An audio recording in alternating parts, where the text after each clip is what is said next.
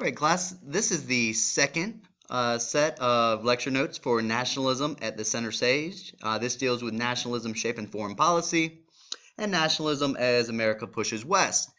So just some background, and these are on your notes, and I've put the link, it's a 2-minute link on the War of 1812 up on the blog as well. So if you want to pause the video, watch that 2-minute clip, and then come back to this, you're welcome to do that.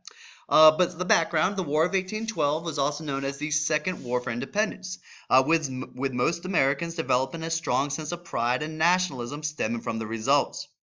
However, the war initially threatened the unity of the United States. Most New England Federalists felt that the decisions of the Jefferson and Madison administrations harmed their economy, relying on trade and shipping.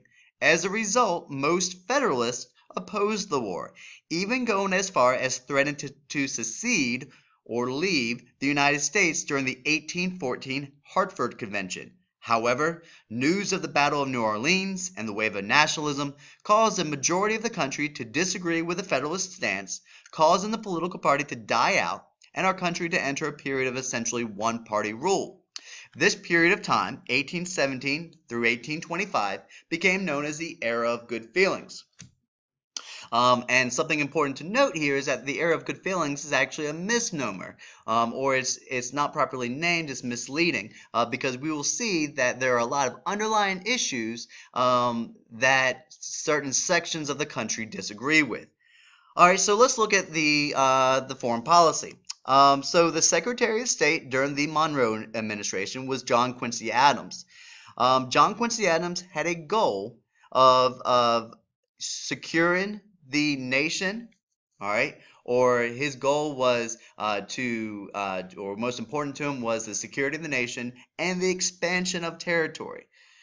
John Quincy Adams was able to achieve these goals through the Rush-Bagot Treaty.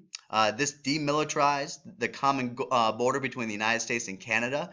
That meant there is no naval ships allowed in the Great Lakes, for instance. The Convention of 1818 fixed the U.S.-Canadian border at the 49th parallel from the Great Lakes all the way to the Rocky Mountains.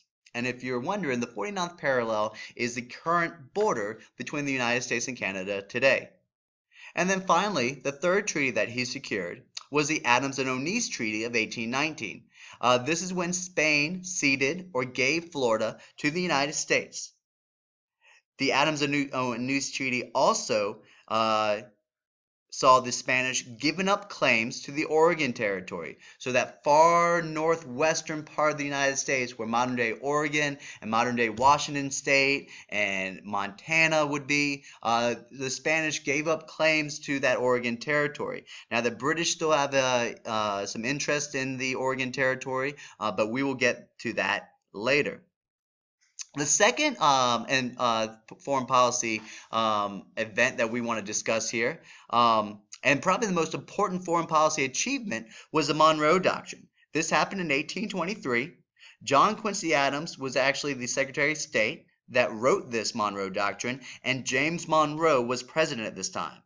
The cause of this Monroe Doctrine is that Latin American colonies had recently undergone democratic revolutions where they were overthrowing their mother countries of Spain and the British, and so you saw a lot of the Latin American revolutions similar to the ideas and values that our own American Revolution had. This is going on at this time. So this is going to be the cause or the impetus behind the Monroe Doctrine. So what did the Monroe Doctrine say? Essentially, it said that it was a warning, and it warned Europe to not interfere with the affairs in the Western Hemisphere. So essentially, Europe, stay out of North and South America. The U.S. has got this. In response, the United States won't get involved with Europe. So the Monroe Doctrine is essentially doubling down on Washington's farewell address of not getting involved in European affairs.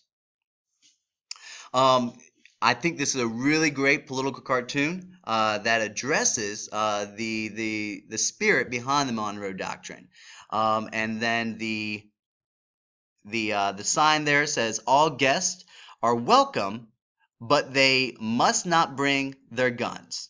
And so, you know, once again, the British the Spanish, you're welcome to have a presence here. However, all right, no further colonizations. Don't get involved in these these countries' affairs. If anybody's going to do it, it will be the United States.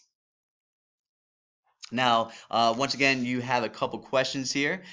To what extent did the Monroe Doctrine secure the nation's dominant economic and political role in the Western Hemisphere?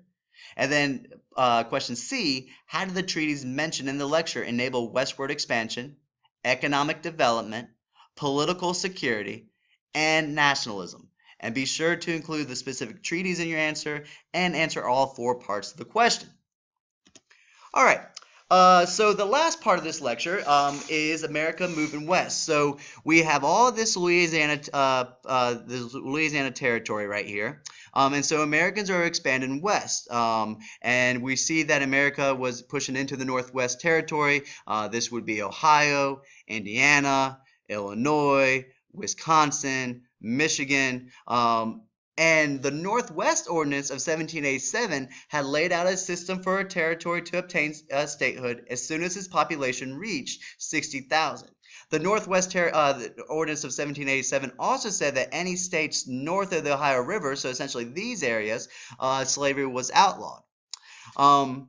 However, when Missouri came into the Union, or reached the proper admission requirements to apply for statehood, there came a conflict over the issue of slavery and expansion.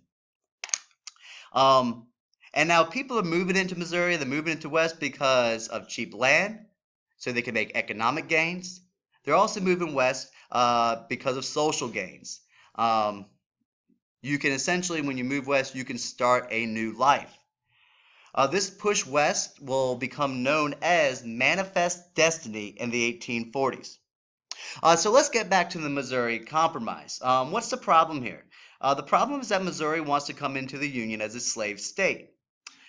This is a problem, or is controversial, because if Missouri came in as a slave state, it would upset the balance of power in the Senate between free states and slave states. So right now, in 1820, there are an equal number of slave states in the Senate and an equal number of free states in the Senate.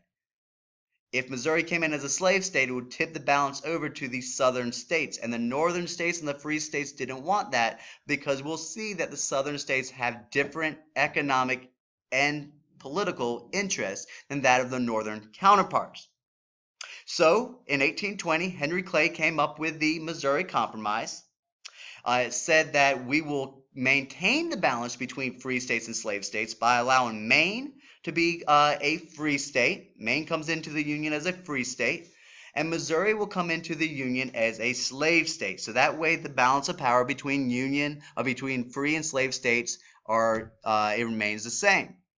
And then, to deal with the issue of the expansion of slavery in the future, Henry Clay says that this 3630 parallel line right here on the map, anything above that line will be automatically a free state. Anything below that line will automatically be a slave state.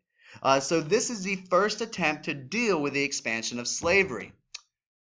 And now what you have to kind of come to the conclusion here is, how did westward expansion influence the spread of slavery? You know, people are moving west because of economic and social gains. How is that going to influence the spread of slavery?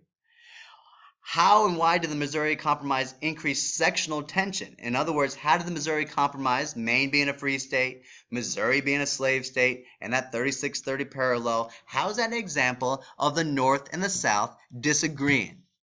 All right, or how was that an example of the North and South, all right, allowing tensions or conflicts to arise between the two parts of the country?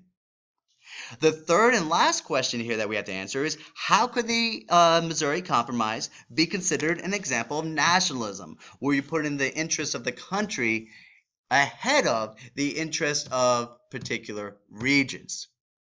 Once again, if you have any questions here on this video, or any of the ones that you have to answer on that separate sheet of paper, please pause the video, go back to that part of the lecture, or you can pause the video and ask me, and I'll be happy to help you.